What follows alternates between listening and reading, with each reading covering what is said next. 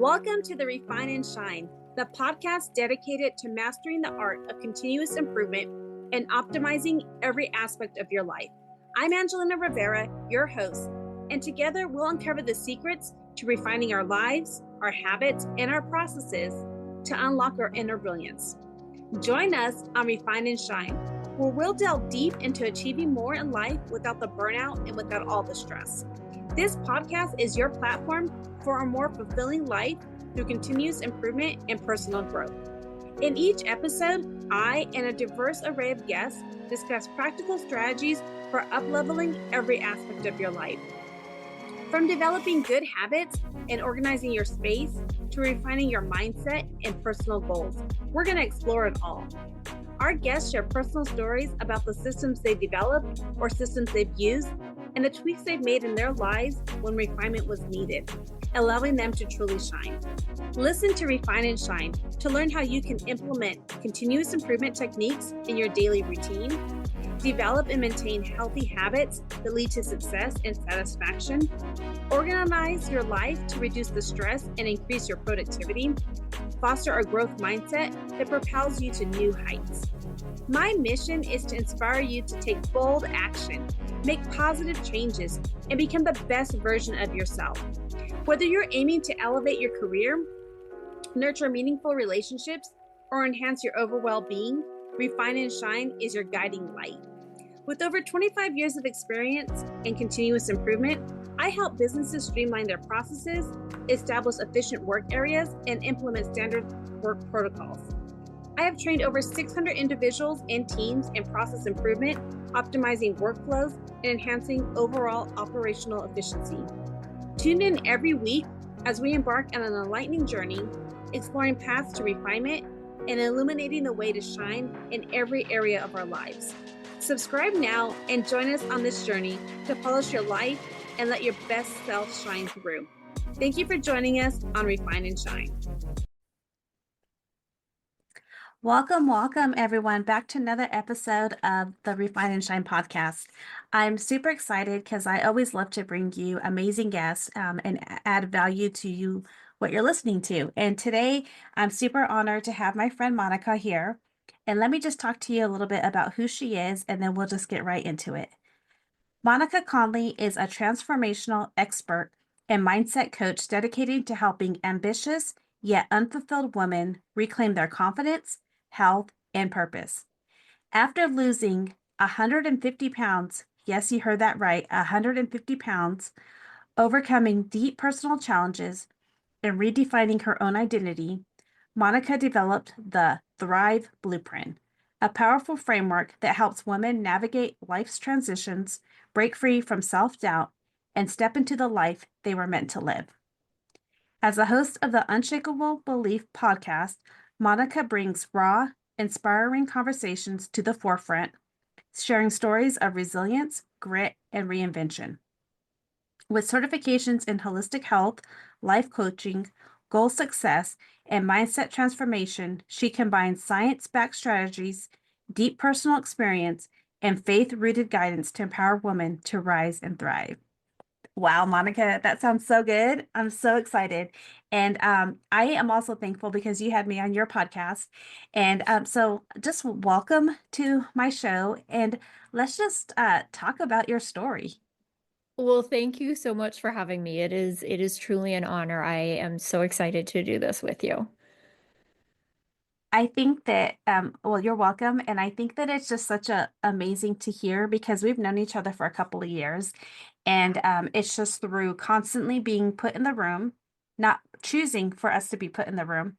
We're choosing growth, we're choosing personal growth. And then no matter what, if we're doing a virtual events or whatever we're doing, each day or each time we connect, we just hear a little bit more and a little bit more. And so I think that's such an inspiration. And so can you take us back to the moment when you realized when you needed to make the change for yourself? Yeah, there was actually a couple defining moments. I was sitting in my doctor's office and my health was terrible. And he looked at me and said, if you don't make changes, you are not going to survive much longer. And I was the primary caregiver for my husband following a traumatic brain injury, and I had two medically complex kids. And so not being around was not an option. But I didn't know how to move forward. I didn't know what to do. And I actually ended up in a room with you just less than 2 years ago.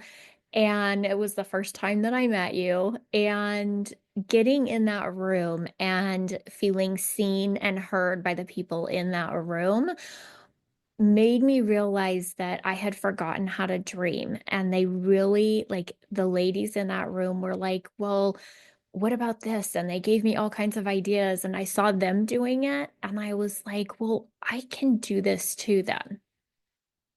I love that. And I think that that's so important is that sometimes we get so wrapped up, me being the primary caregiver, also having, a spouse with medical issues and children that have their own challenges as well.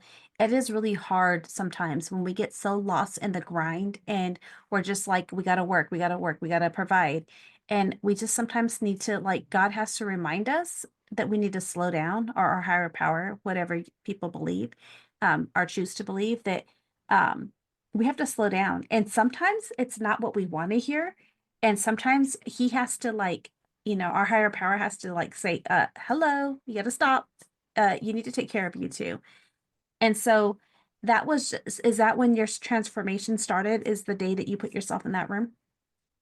Yeah, it really, like, I knew that I had to make changes, but I had no idea where to start. And I had never done anything with personal development. And that kind of opened the door to me realizing that I had a lot of trauma that I needed to deal with, that I had just left untouched because if you don't address it and you don't touch it, then it's not real and you don't have to worry about it. And so really getting in that room and realizing that to be able to heal my body, I also needed to heal my mind, and walking through that path of starting to heal my mind, starting to do personal development. I did trauma coaching, and it's still, it's an ongoing process. It's something that you work on every day.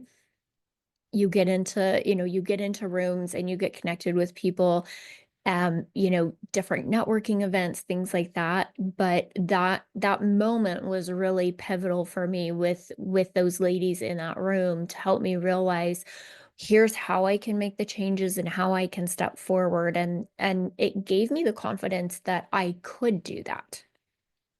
There's two things that you said that are, I think, I mean, everything you said is important, but there's two things I want to ask you about. So, one of them is, what was one that was your first personal development? So, what made you decide that you should even put yourself in the room? For those listeners out there who might be like, well, that sounds good. You went ahead and put yourself in the room, but there was something you had never done it before. So, what was the thing that made you want to go into that room? The person hosting the event had reached out to me and we had connected on social media. And I had just moved to Texas at the time, and she was going to be hosting this event in Dallas, which was driving distance for me. And she made the connection with me, and she continued to make that connection with me and let me know, hey, this is what I'm doing. And at that time, to walk into a room full of people that I didn't know was absolutely horrifying to me, because I was so scared to talk to anybody. Even talking to people like over social media and just messaging was really hard for me. And so her reaching out really was kind of the point for me where she made that connection. And I was like, she's like, no, it's going to be a small group, you can do this. And so that really encouraged me to take that step and get in the room. That's awesome. That particular event, my luggage got lost. Flight I got canceled. remember Yeah. that. And Flight I got, remember thinking, like, because you told us about it that night, and I remember thinking that you handled it so gracefully. And I was like, I would have just been like, I would have been a mess. I would have been freaking out. I wouldn't have known what to do.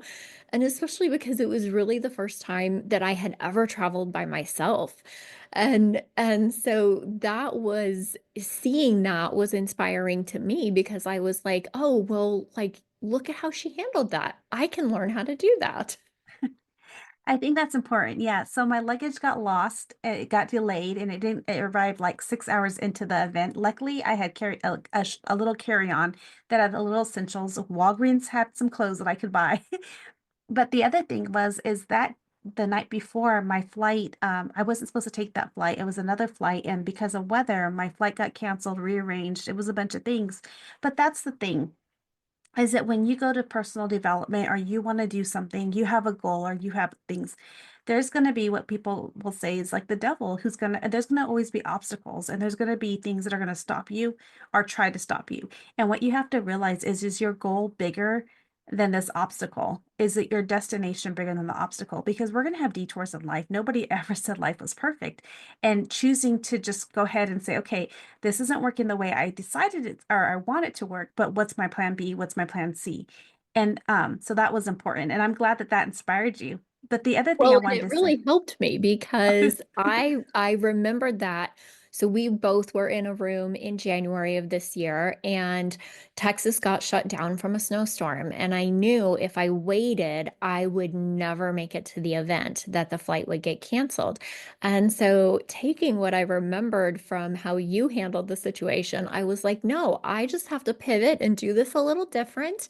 And I'll do this and this, and then I can still get in the room.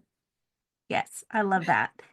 Another thing that you said is that that trauma, like it's healing. It's not just you're healed. And that's kind of like the same thing with continuous improvement. Like there are onions, so to speak, on when it's like pulling the onions away, the layers, peeling the layers of the onion. And when we go to improve ourselves, it's not just improved and we're done. It's continuous improvement. My podcast, it's not refined and shine. It's refined and shine because there's no ED because we're not ending. We're continuously working to improve ourselves or improve our lives or improve our habits. Those are the things that are so important. So I'm glad that you shared that you're not just healed, you're healing. And so that's important too. So tell us about this 150-pound transformation. Like, what did you do? What was the timeline that it took to do it? And what are the steps that you took in order to make that happen? Yeah, so it really started back in that room.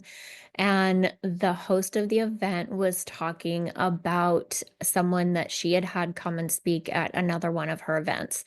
And he's a motivational speaker. And so I decided, okay, I can walk on a treadmill and I can listen to a podcast. So after that event, I went home and I started going to the gym, which terrified me because when you are morbidly obese and you walk into a gym, you think everybody's looking at you. And in a lot of cases they are.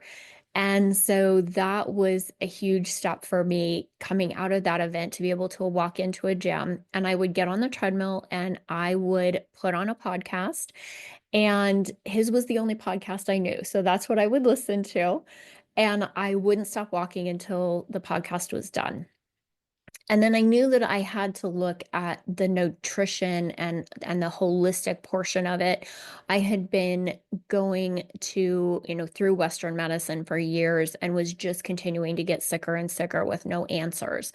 And so I started down the path of getting a holistic health and wellness certification and really learning that it's not just about your diet. It's not just about exercise. It's about the person as a whole. And that's where the trauma coaching came in too. I realized if my body's going to heal and let go of trauma, I have to heal my whole body, not just the physical part. And so it was a lot of small steps, but staying really consistent with those steps. And that led to massive transformation. I love that. And it's like you said, it's a combination of things. It's like you use several tools in your toolbox that you had picked up from different things. And sometimes some of it was from all one thing, but it was like that was the start. And it's like that was so to speak, the trigger that led to other actions. And so I think that that's so amazing. And Yeah. so with all of that, it's since that event, you've lost the total of 150 pounds. So that's like in about 2 year time frame. Yeah, just under 2 years. Yeah. And so what would you say to people? I mean, you are a caregiver, and you have your challenges with your children.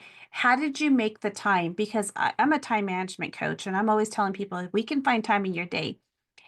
How did you make the and we're also committed to our family, and I tell people, I got it. Like I worked 60 hours a week, sometimes 84 hours a week away from the home. And the thing is, we had to make the decision for ourselves. So how did you find the time, or what was it that you made sure that you could take the time to take care of yourself to start the process? So time had always been my excuse. I don't have time to do it. I work, I'm taking care of everybody else, always putting everybody else ahead of me. And I realized at that point that if I didn't start taking the time to take care of me, I wasn't going to be around to take care of them. And so taking that step and getting in that room was the first step for me in starting to take any time for myself and do anything for myself. And I left it and I felt so invigorated and just it was like opening a curtain and seeing the possibilities of what could happen. And so I started learning how to manage my time better. I started time blocking. I started saying, okay, what are the things that are really important to me and putting those on my calendar. It meant not spending time doing a lot of things like watching TV or things like that that really were not producing any kind of results for me. So it was those small shifts in making time changes and holding myself accountable to a schedule because I hadn't done that. I hadn't had to do that for a while. And so really learning what's important to me and what am I willing to give up to get these things and how am I going to fit that into that schedule. Yes, yes, that's so important. And that's the things that I teach. Is like you gotta like, what is it? Is you have these goals, and is your goal worth it?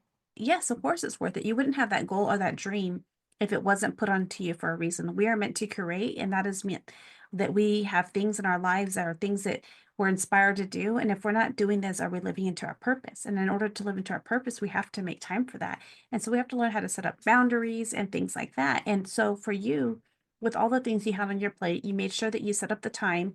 Did you set up boundaries too to your time? Yes, that was something I was the yes person. So I was yes to everything and to everyone. If you needed something done, you would come and ask me because you knew that I would move heaven and earth to make it happen, regardless of the consequences to myself. And I had to start setting very strict boundaries about who I spent time with and where I spent that time, and asking myself the question, is is this time that I'm spending, is it moving me closer to where I want to be, or is this sucking my energy?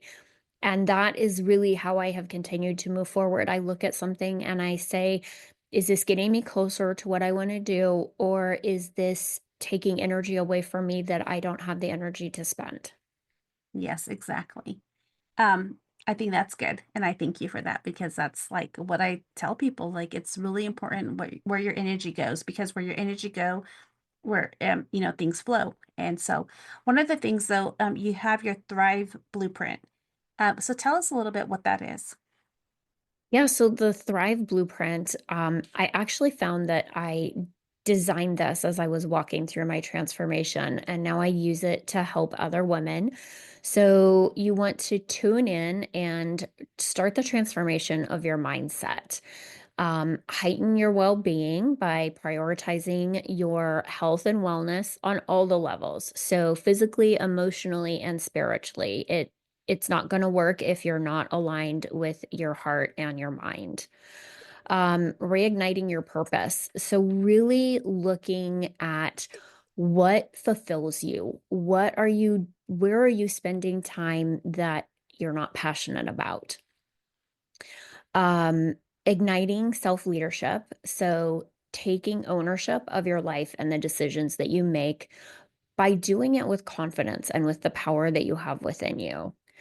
Visualizing and taking inspired action. So you're going to turn your dreams into reality by aligning your daily actions with your vision Mhm. and embody resilience and empowerment. So remember that your journey isn't about perfection, it's about progress and perseverance and self celebration. I love that. I love that. It's like my shine principles as well. Yeah. It's like you got to show up every day. You got to have good habits. You got to be intentional what you do with your time and be present wherever you're at. Just be intentional. You never give up, and every day you celebrate your wins. So I Yeah. love that.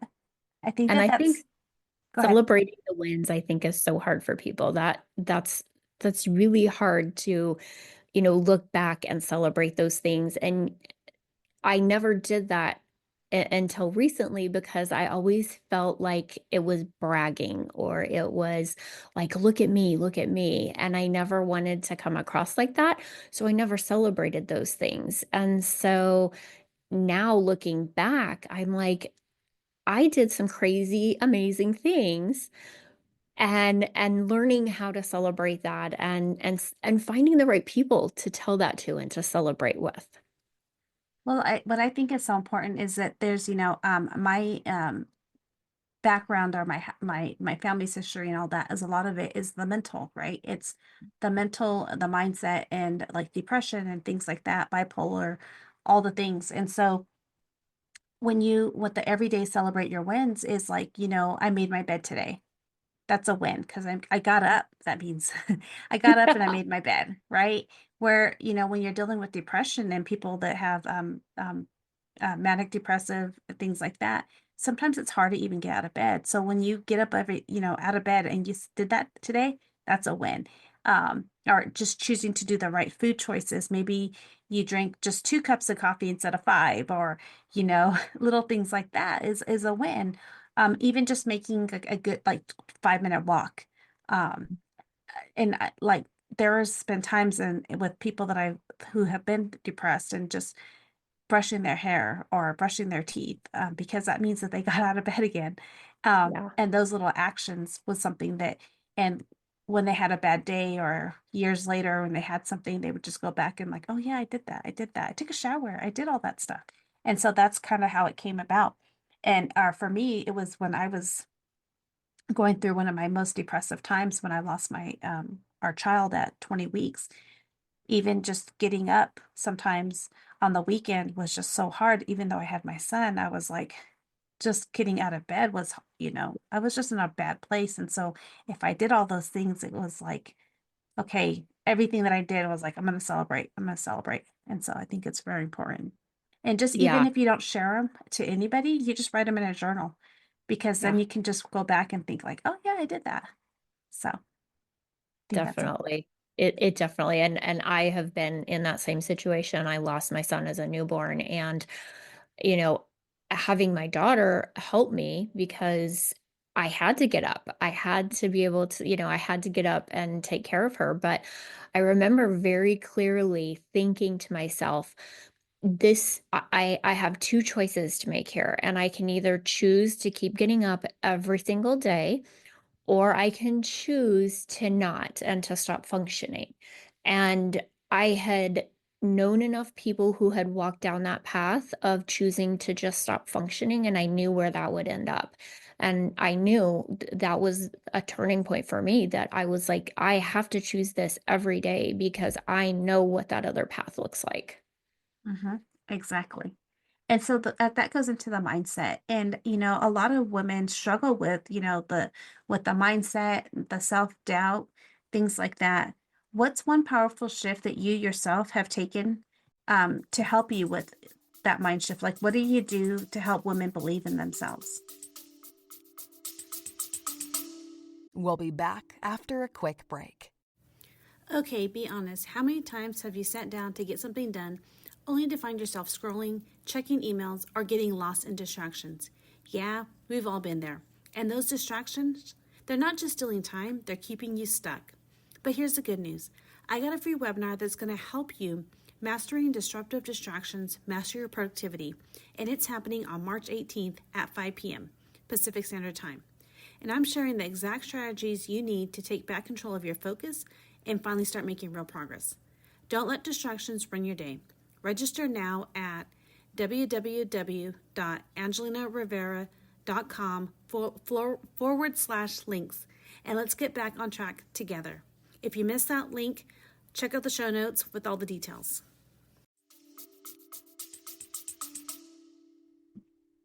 I think I had completely lost who I was. I mean, it was to the point where if you asked me, what do you want to order for dinner? I couldn't tell you. It would just be whatever, anything, just order some dinner. I don't care.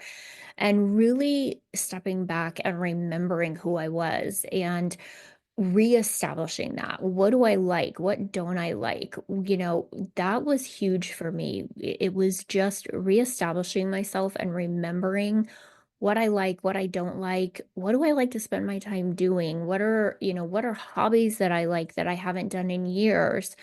And so really just reestablishing myself as a person. I think that's so good. Um, because so many you just completely you'd lost yourself. Yeah. There's just and you had to find who is Monica? What does Yeah. Monica like? What does Monica like to eat? What does she like to do for fun? You had to really dig deep into that, and I think that that's so important. What other things would you like to share about your journey that could help others? I think something that was huge for me was getting into community. And that is really what started me on this path. And so, really, connect with someone, even if it's just one or two people, even if it's online, that, a Facebook friend, something like that, make sure that you are getting into community with people because they're going to be there to support you, but they're also going to be there to hold you accountable and to really push you. They know what you can do, they know what you're capable of, and they are going to keep pushing you to see you succeed in those things. I think it's very, very important to put yourself into community and to find those people that are gonna, like you said, accountability. The people that are gonna cheer you on and say, hey, you haven't shown up lately. What's going on? I think that's so important. You talk about overcoming challenges too. So and you shared just a little bit about your that you lost your newborn son. Is that one of the biggest challenges if you faced, or how many, what was one of the biggest challenges you've faced, if you were Yeah, willing to share? yeah, definitely. So that was definitely one of them. I was diagnosed about 5 years ago with a genetic disorder that I had been having multiple health issues, horrible chronic pain with no explanation for years and years, sometimes to the point where I couldn't even walk. And so I had really become trapped in my body and it just was not working the way that it was supposed to. And so getting this diagnosis and it was an aha moment of, okay, now I have an answer as to what is causing all of my health issues. But along with that came a diagnosis of a heart condition that can be fatal and is not caught in a lot of people. And so really that was part of the turning point also, where I was like, okay, I have to learn how to manage this and I have to learn how to take care of myself in what sometimes doesn't look like traditional ways or is kind of out of the box because of the medical issues that I have. Well, I think that that's so, that's challenging in itself, but you figured out how to make it work, even if it's outside the box. So everybody thinks that, here's the steps, you're going to get better. But sometimes those don't all work. It's not like you have to, it's not like following a recipe. You have to make some changes. And even when we follow recipes, we make our own changes to make it the way that we like it. Right. And so Right? we just got to find the way that works for us to make sure. And sometimes it's different than everybody else, but that's something you got to be okay with. You got to take comparison out of it, right? Yeah, and that was really hard. I played the comparison game all the time, and it was, well, these moms can do this, and I just physically I couldn't keep up with other moms, and so that definitely I had a lot of guilt because I couldn't keep up with my kids the way that other moms could, but I couldn't explain why I couldn't do it. And so I had to realize that my normal looks a little bit different than most people's normal. And how do I work within what's my normal to get my best life out of that? I love that. And that's the thing is you got to take, like I said, the comparison out. When my kids were younger, I was like, worked full time. I was commuting, I was doing all the things. And I was like, okay, all these other moms aren't working. They're able to be there. So I was like, I'm not going to worry about it. What I'm going to do is on my days off, because I had every other Friday off, I would make sure that I was there volunteering with my kids. And the time I was home, I was intentional. And then later, and like when I really thought about it and like as my kids growing up, they're like, hey, you've always been there. Even if you weren't there, when you're there, you're there. And so I think that that's important too. It makes a Um, huge difference. Yeah. When you're there and you're present mhm. versus when you're there and you're maybe, thinking about other things or your mind is, your focus isn't there. They can see that. Yes, I think that's so important. And you had to say that your husband had a traumatic brain injury. And that's also hard, like to be, you're pretty much taking care of everything a lot on your own.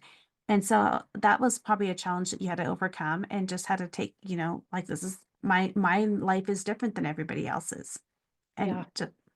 yeah, And it happened in very quick succession. So my son passed, and then I had a newborn less than a year later. And then a year later, my husband was no longer able to work and had this injury. And so it happened in really quick succession. And I didn't take the time to process it or really figure out how to do any of it. It was just, okay, this is what I have to work with and this is what I'm going to do. And I I never questioned whether or not I would do it. That was, that was part of the decision that I had made that I'm choosing this path and not this path.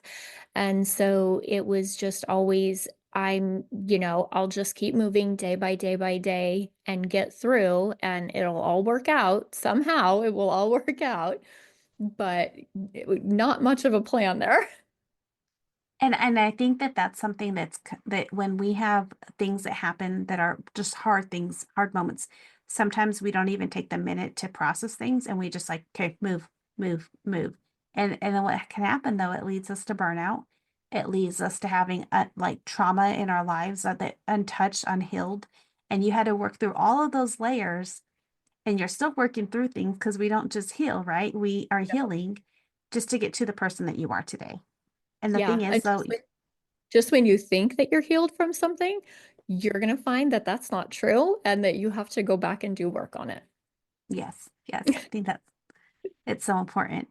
Um, One of the things is I'm going to make sure that I have all of my your links and everything so everybody can connect with you and look into, your Thrive Blueprint coaching program, and all the amazing things that you have to offer, your podcast and everything.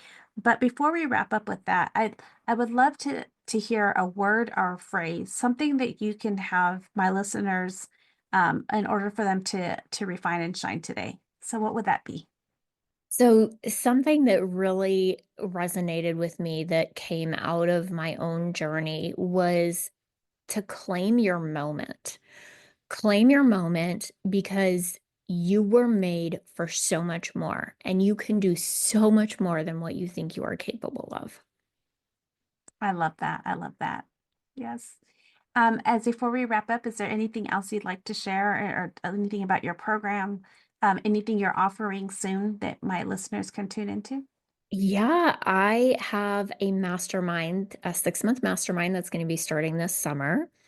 I have two group coaching programs that are going to be starting up the end of March. And that information is all available on the website. They can connect with me on social media as well. And I have a private networking community that I would love to have people come and join so that they can get connected in with people as well. I love that. I love that. And I will have all those links in the show notes.